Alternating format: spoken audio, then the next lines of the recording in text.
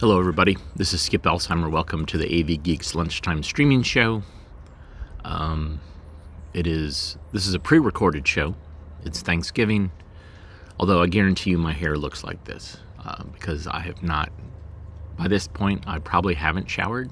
I am sitting in my pajamas, enjoying the day. So, I'm not bringing this to you live, but today's theme is pumpkin spiced. So, films and clips, commercials, TV shows, for things related to pumpkins. So there's going to be a little bit Thanksgiving-ish, Halloween-ish, but it's all pumpkin related. And it's surprising. So a lot of this actually came from my collection, or from collections that I've been digitizing, as far as the Prelinger collection and some other places. But there's one thing that looks like it's sourced from video because I couldn't get the film print in time. I have a copy of it on film, but I couldn't find it. It's in one of the storage units that I have. Anyways, lots of things related to pumpkins and some TV ads from the 80s and 90s to kind of round it out. But I hope everybody's having a good day, a restful day. Give thanks. I'm thankful for you guys watching. I'm thankful for a life that has led me to being able to collect films and show them to you. I would like to say I'm self-started, but I'm not. I had a lot of people, especially family, that supported me over the years, in spite of the insanity of what I was doing. I have a partner, a loving partner, and so I'm very thankful for all those things. So, I hope you're thankful as well. Anyways, I will see you tomorrow on Friday. I am not going to go shopping tomorrow. And, yeah. Everybody have a great rest of your day. If you like what you saw, hit the thumbs up. If you would like to donate, donate to someplace local. Someplace that helps people who are in need. Because this is a rough time for people in need. So, yeah. Do something nice for somebody local. All right. Love you guys, and we will see you soon. Bye.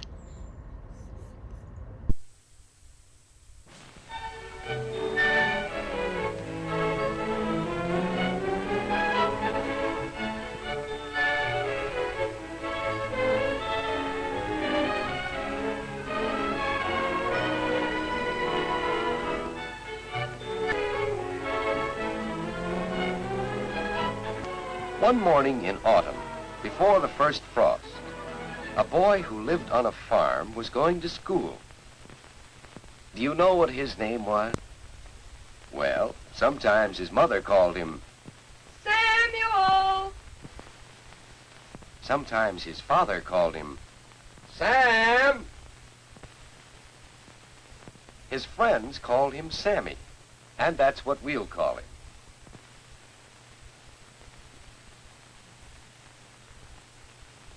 Oh my, he forgot his lunch.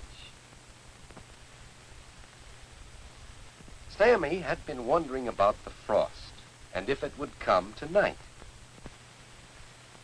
Mother thought not, as she felt the warm breeze on her face. Maybe not for another few weeks. And with that, off to school by a shortcut through the cornfield. Some of the corn was already gathered in shocks. The pumpkins had been picked and stacked in piles. But this time, there wasn't even one extra big pumpkin. And that wasn't good, especially for a boy who wanted a real big jack-o'-lantern. But what's that? Way off at the edge of the field.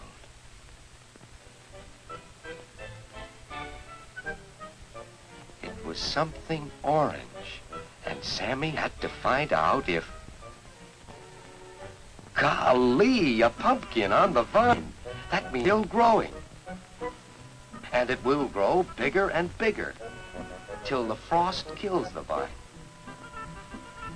And if the frost doesn't come for 2 weeks, Oh, boy.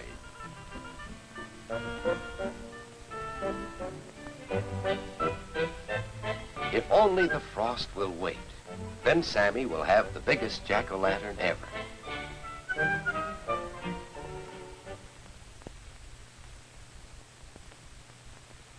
But Sammy could see signs that the frost was coming soon.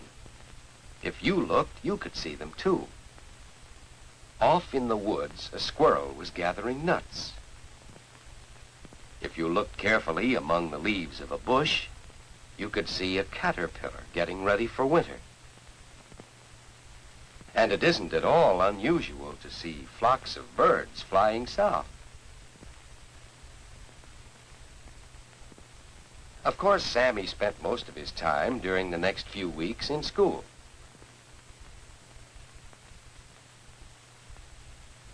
As the days passed, the wind blew stronger and colder.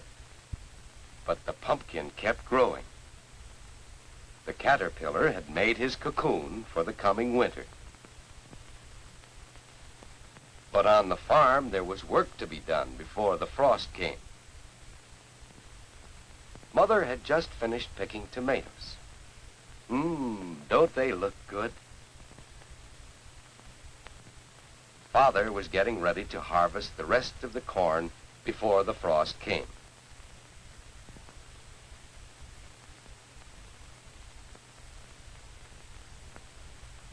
And how were things with Sammy that October afternoon?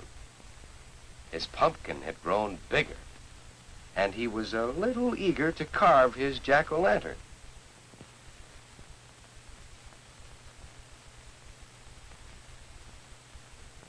Sammy liked to help put the hay in the barn for the winter.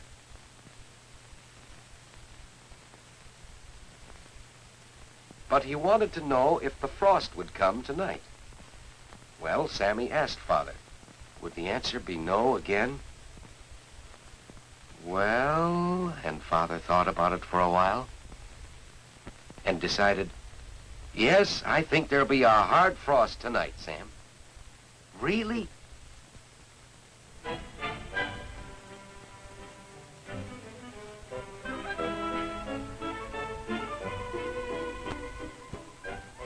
Now there's a pumpkin a boy could be proud of. And tomorrow, after the frost, Sammy would pick it for his jack-o'-lantern.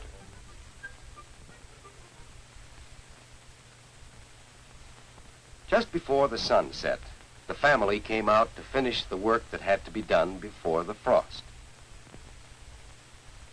Father brought Crybaby the calf into the barn. Crybaby was too young to spend the cold night outdoors. Mother and Sammy picked the last of the ripe vegetables. And Father drove the tractor into the barn so that it would be easier to start the next morning. Then the work was all done. The sun set, the warmth of the day passed, and the cold night came. Sammy pulled up an extra blanket when he went to bed that night. For the first time in many months, the temperature was going to be freezing. And then Sammy fell asleep. And while he slept, the moon was big and bright. Not a cloud was in the sky. Not a tree was moving. The air was cold and still.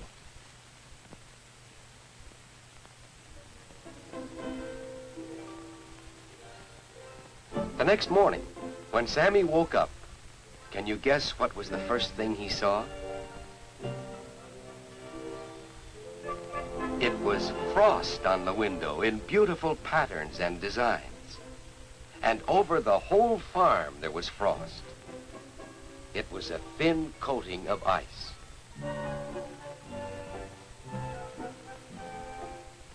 Do you know a poem about the frost?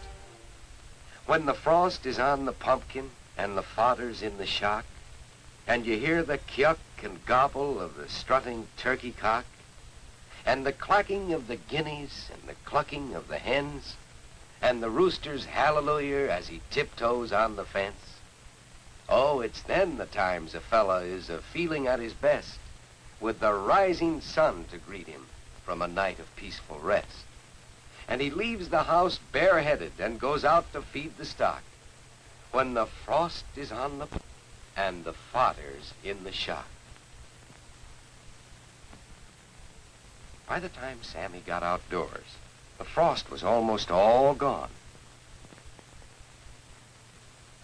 But it was still quite cool.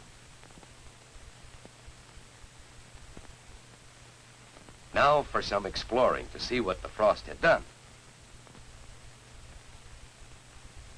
The first place he looked was in the flower garden. The zinnias were killed by the frost, but Mother would plant new ones next spring. And look, the iris leaves had all fallen down. Well, the iris would bloom again next year.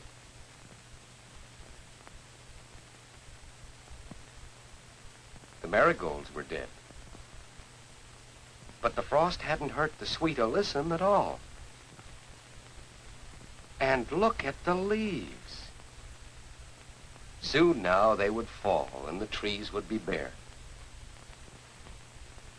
In the vegetable garden, Sammy found that the frost had wilted the cabbage leaves. The parsley was killed.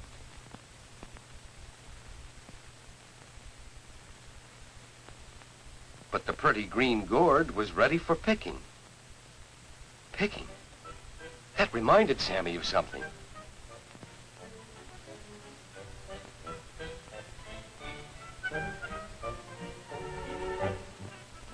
The pumpkin was fine. The frost had melted, but the vine had wilted, and the pumpkin had grown as big as it would get.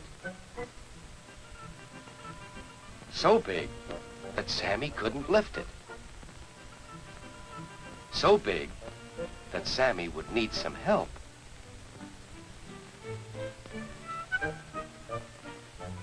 And to tell the truth, it was so big that it was even heavy for Father. Do you remember what Sammy was going to do with the pumpkin? Well, he made it into the biggest jack-o'-lantern that he had ever seen.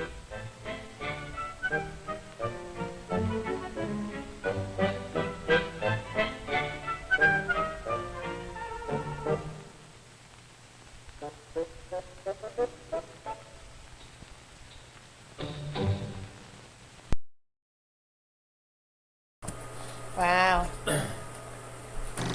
Now that's a story. That's why.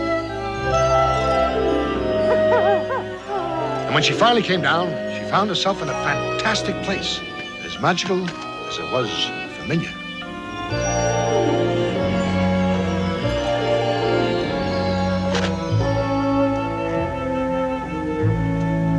Oh, golly, it's the enemy. Hello, enemy. I give up. What makes you think I'm the enemy? Anybody who carries a pumpkin pie is the enemy to me. It's not pumpkin. It's mint, see? Oh, then you're a friend. The name's Jack Pumpkinhead. Welcome. Sit you down. Let me take your pie. I'm Dorothy. Uh-huh. And I haven't met anyone like you since... Huh? Oh, dear, this isn't Kansas, is it? California. You're getting warmer. Welcome to Winkle Country, ma'am.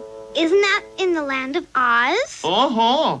Due west of the Emerald City, former home of the Wicked Witch. The witch? She didn't come back to life, did she? She's still a-pushing up the poppies. That's a relief. Well, now, don't get too relieved. Now we got someone worse. Tyrone the... Tyrone what? The terrible... Terrible what? Toy tinker. Tyrone the terrible toy tinker? Where is it? Oh, my gosh! Oh, my golly gummies! Save yourself, Dorothy! Oh, wiggly wobblies! For what? There's nothing here. Oh, that's right, there isn't, silly me. Why were you so frightened? Well, heck, you'd be frightened, too. He does terrible things. He brings all the toys to life, and for all the wrong reasons. Tyrone the terrible toy tinker. He lived in a castle of terrible toy towers, high in Kukula Mountain, long dormant volcano. There he had his legions of lifeless lead lancers, toy soldiers waiting to be brought to life by Tyrone. Once alive, they will march on the Emerald City and... All ours will belong to Tyrone. But how can he bring toys to life? With this. Dr. Pippin's powder of life. To bring anything to life, sprinkle generously on surface. Keep dry. This here's the powder that brought me to life. When Dr. Pippin retired to the seashore, he entrusted what was left of his powder to me. If this is all there is of it, I guess folks would do anything to steal it away. Tyrone was just about to get it when you swooped down on your monster bird and frightened him away. Oh, Mr. Birdie, sir, are you going to mind if I hide my keg of powder again? Oh, he's not a real bird. He's just a balloon. What did she say? It was Tyrone the terrible toy tinker. He grabbed that keg and spread the powder on my poor old turkey balloon, bringing it to life.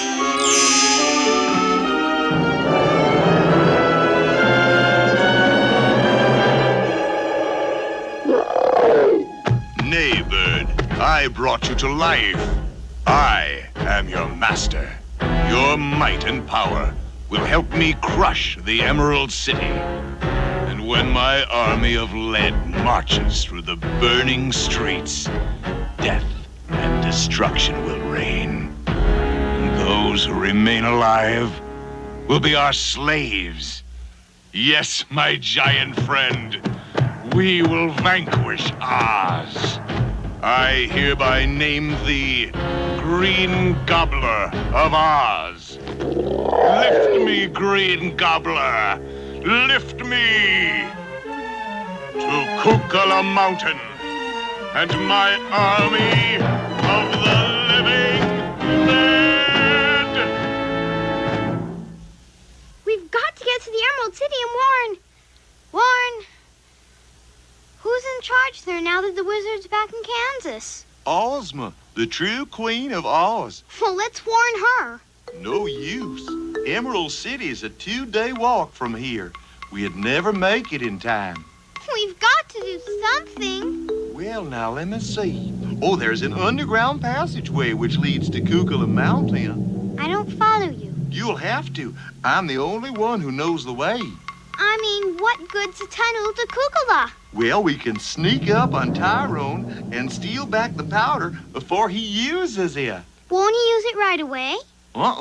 Look, it's almost sundown. The powder of life only works by light of day. Then let's get there before dawn. Come on. But what about the tiger? Huh? What tiger? The passage is guarded by an awful hungry tiger. We gotta bribe him with something before he lets us through.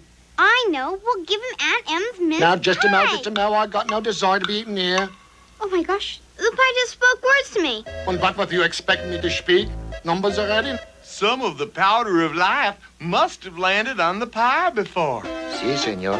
But every time you speak, it's with a different accent. Is it now? Sure. Just because me mince pies are made from a wee bit of everything. Ecumenical, as you might say.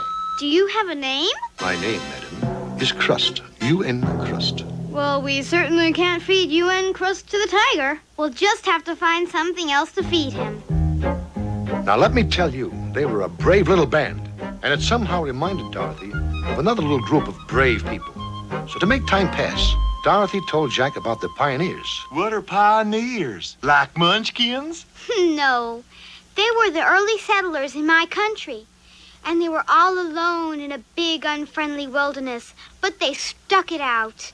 Uncle Henry said it was because they were full of beans, backbone, and a believing heart. Beans, backbone, and a believing heart. I guess you need those things, whether you're in the wilderness or in the land of Oz. With beans in your button, a bone up your back, and a heart that wants to believe. Ain't nothing can hurt in this old world, ain't nothing can make you grieve. You'll stand up to the bullies, you'll help the weak along, and you'll never doubt how it all comes out, 'cause your heart will keep you strong. With beans in your button, a bone up your back, and a heart that wants to believe. Ain't nothing at all can get you down, ain't nothing you can't achieve. You'll find you can't stop trying from early morn till eve.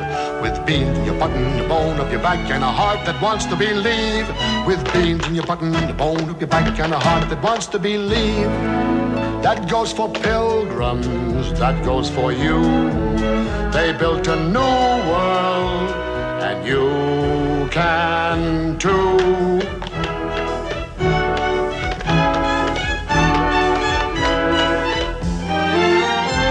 With beans in your button, a bone up your back, and a heart that wants to believe.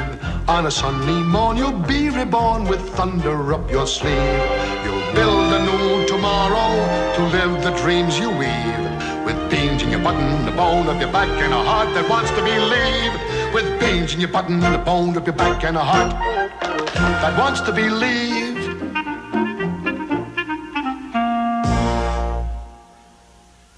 Look what's rising out of the pumpkin patch this Halloween. The pumpkin cutter. A great way to let your kids carve their own pumpkins without sharp edges that cut little hands. It even makes toothy grins easy to do. The pumpkin scoop removes seeds and pulp better than any spoon. And the pumpkin light replaces dangerous candles with glowing results.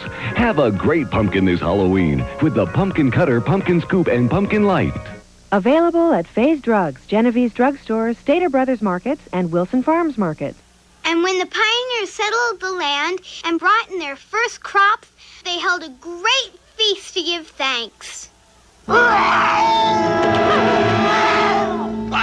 like fish, 'cause I'm hungry. Very, very hungry.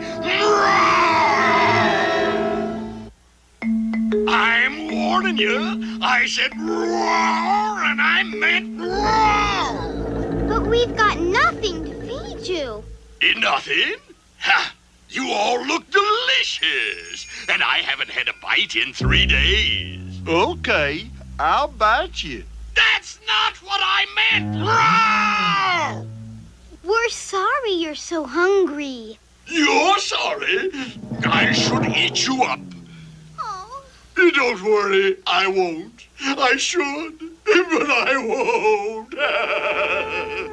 What's wrong? You can tell me. Okay. You see, I'm the savage beast, and I've got an appetite for all sorts of things, from skinny chipmunks to fat babies. That is a problem. Oh, you're telling me. Fat babies sound delicious, but I never eat any because my conscience tells me it's wrong. Oh, what good's a tiger whose conscience is stronger than his appetite? I think you're a very good tiger. Oh, no. I'm a good vegetarian, but I'm a very bad tiger. Hey, I'm got this big idea. Why the tiger come with us? Then he can eat the Tyrone. Right. He's so evil, your conscience certainly wouldn't bother you. What a nummy idea. A chubby Tyrone burger. Where's my mustard?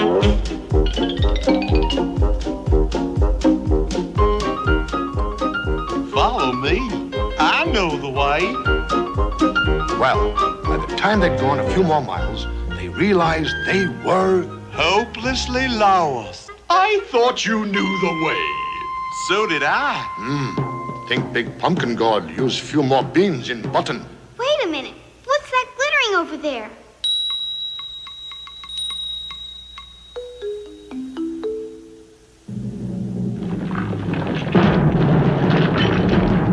A wind-up copper man.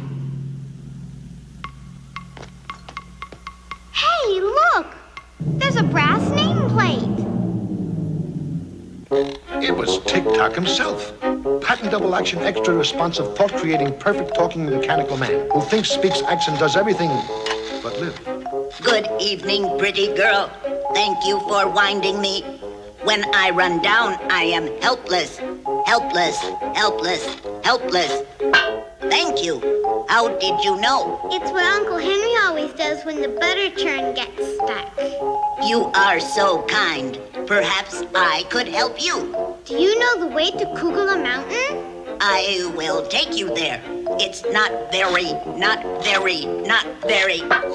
far. Follow me. Come on, gang. I can smell supper at last. With Tic-Tac leading the way, they finally came to the end of the passage. But the exit was blocked by a heavy rock.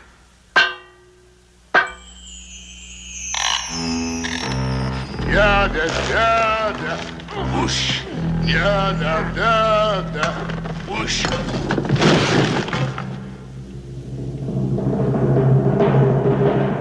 Tyrone's castle of terrible toy towers was built right on the floor of the dead volcano's crater. Legions of still, silent lead soldiers stood at attention, waiting to be brought to life at dawn. We've got to work fast. Sun'll be up soon. What time is it? I think it's 5:30. In the sun, she rises at 6 on the dot. Then let's get going.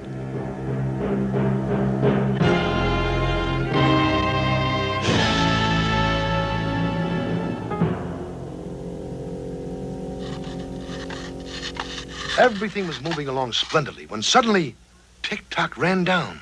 Wind him up. Oh, that felt good. This way. My tail!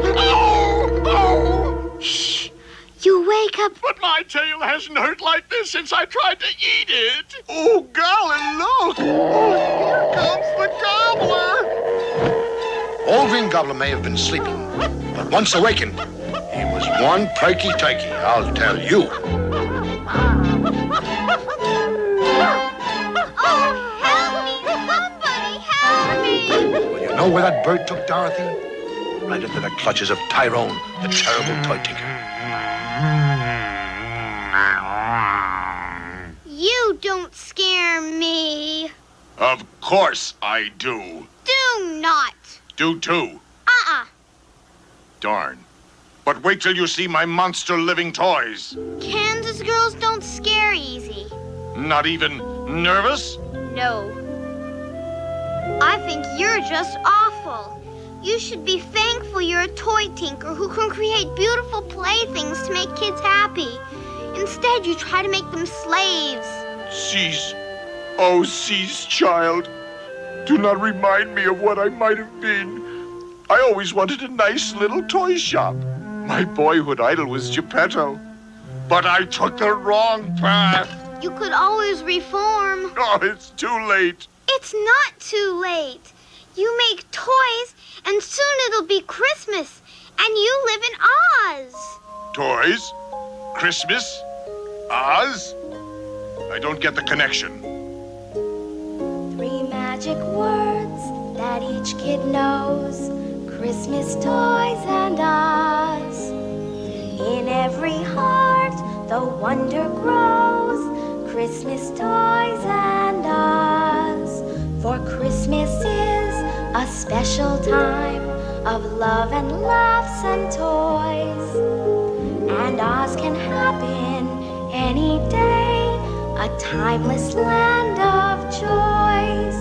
But kids grow up and soon forget those words of long ago, till suddenly their own kids see with sparkling eyes aglow that Christmas still's a special time of love and laughs and toys. And Oz can happen any day, still timeless in its joys.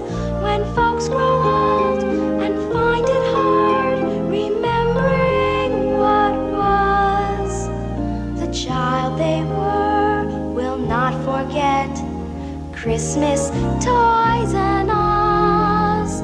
You'll always have a child inside with Christmas toys and Oz.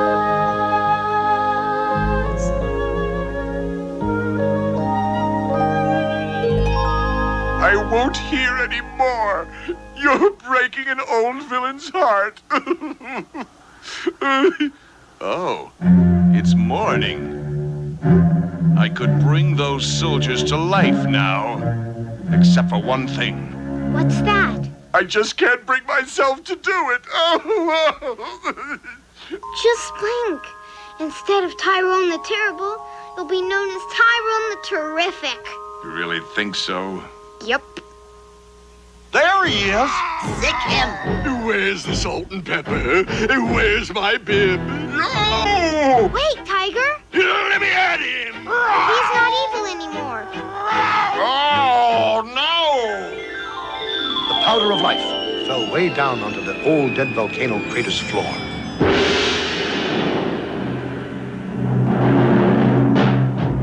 The volcano is coming to life. If the volcano erupts... Only one thing can save us. Come, Green Gobbler! Oh, they better hurry. Now, come on, go, scat, shoo, fly away. Did they make it? Hey, they did. They were on their way to the Emerald City and Queen Ozma. When it comes to great holiday pumpkin pies, there are no two ways about it. Mrs. Brinker's is Mrs. Smith's. And because, as she says, this is family, Mrs. Tonelli's pumpkin pie is always Mrs. Smith's. Mrs. Smith's pumpkin pie.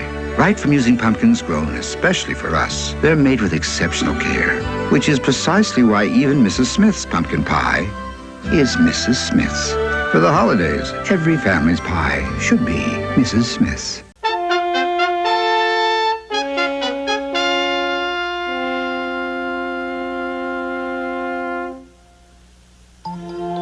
You have been brave, my dear, and so you shall be rewarded. Name your desire, Dorothy. Most of all, I want to get back to Uncle Henry and Aunt Em. But you have made so many friends here on your 2 visits. Have you friends like these at home? No, ma'am, but I'm going to have to move away from everybody I love and live with practically strangers. Then instead of sending you back, let me... Look, child, look. Look to the rainbow sky. It's my house from Kansas. Em, I was just about to carve the bird and... My goodness! Dorothy wasn't dreaming all those times. Uncle Henry. Oh, Auntie Em. Welcome to Oz. Well, Aunt Em had made so much turkey and all that there was plenty for everybody. They all lived happily ever after. How do I know? Because I came along for the ride. Oh, this is wonderful. It's It's good to have you home. Home? Home is where the heart is. And we're home at last.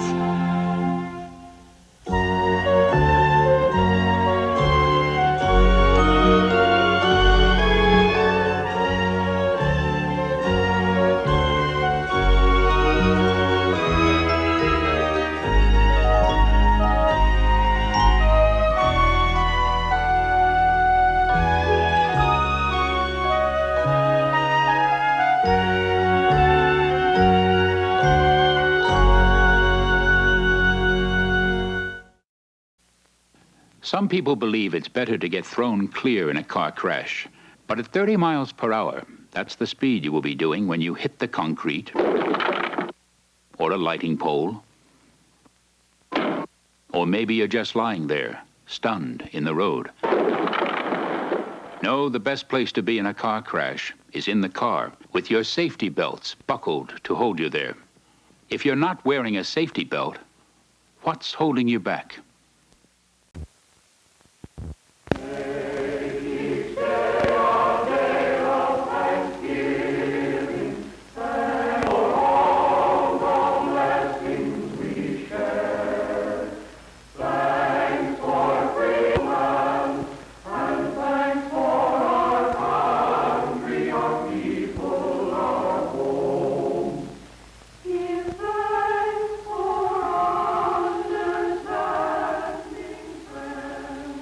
I'm Bill Johnson.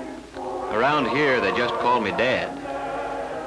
I've been trying to read, but I just can't seem to do it. Thanksgiving Day.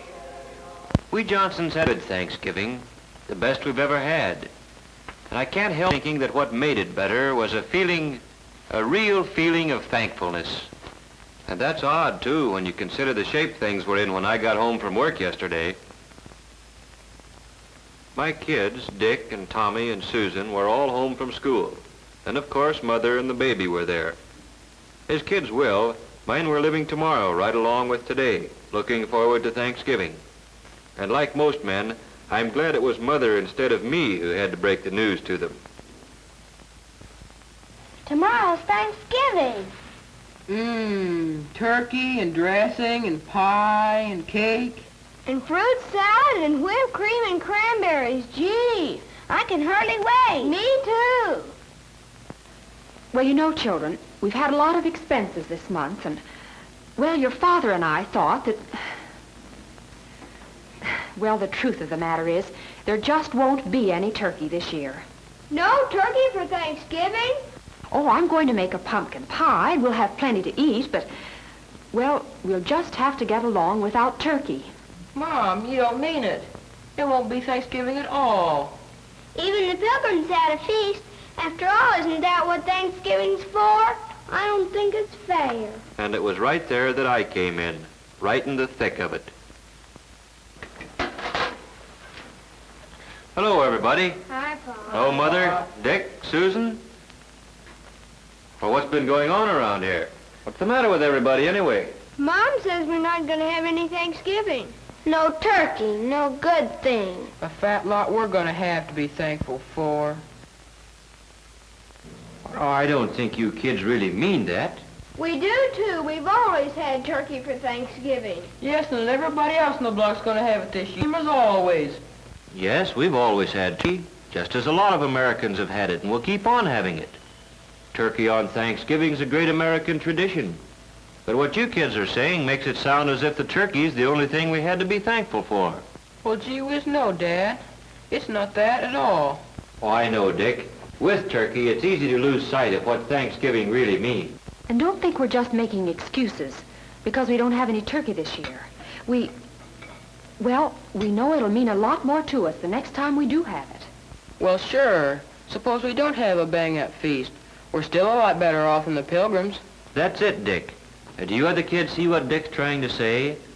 Turkey or no turkey, we've still got all the freedoms and privileges the Pilgrims gave us.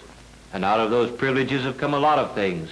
Things the Pilgrims never even dreamed of. Why, we could make a list a mile long. Why don't we do it? Now, hold on a minute. You've got the idea, but it isn't something you can write down like a grocery list. You've got to feel it down deep. before you can really be thankful for anything. I tell you what let's do. And let's take a little more time to think this over. When you get right down to it, there are some pretty tough decisions in making up your mind what means the most to you. Your life? Sure, that's one thing you can't get along without. But do you know that there are some places in the world today where you have to get along without just about everything else? Golly, Daddy. I guess I kind of got carried away. But I'll bet you one thing. If we really think over what we have to be thankful for, when we sit down to whatever Mother fixes to eat tomorrow, we'll be one family in America that will really have a Thanksgiving dinner. Well, that's how it got started. The Johnsons didn't have any turkey. And the kids, no, I mean everybody, likes to make something special out of a special day. So we fell back on something as old as the Pilgrims, toting up the common, ordinary blessings that we had to be thankful for. That night, I'd see Dick there building his model airplane, and Susan just playing. Only they weren't just playing. They were mulling things over, thinking big thoughts for such young heads. And as for Mother and Tom and baby Janet, and yes, me too, it was as if we had our eyes open for the first time, seeing all the things there were to appreciate in just any ordinary day in America. When Thanksgiving Day got here, we took our places around the table and we were ready. And then, well, we all knew it. There are some things you just can't say. But everybody in his own way knew what he had to be thankful for, and that this was the time to think about it. Tom was first. I am thankful for getting plenty to eat all the time, with extras that count, like cookies and milk after school. Like Mom says, I'm hungry all the time anyway, and if I didn't live in a country where there was plenty to go around, golly. And I'm thankful for the free public library, where I can get books about adventure. Jack London, Richard Halliburton.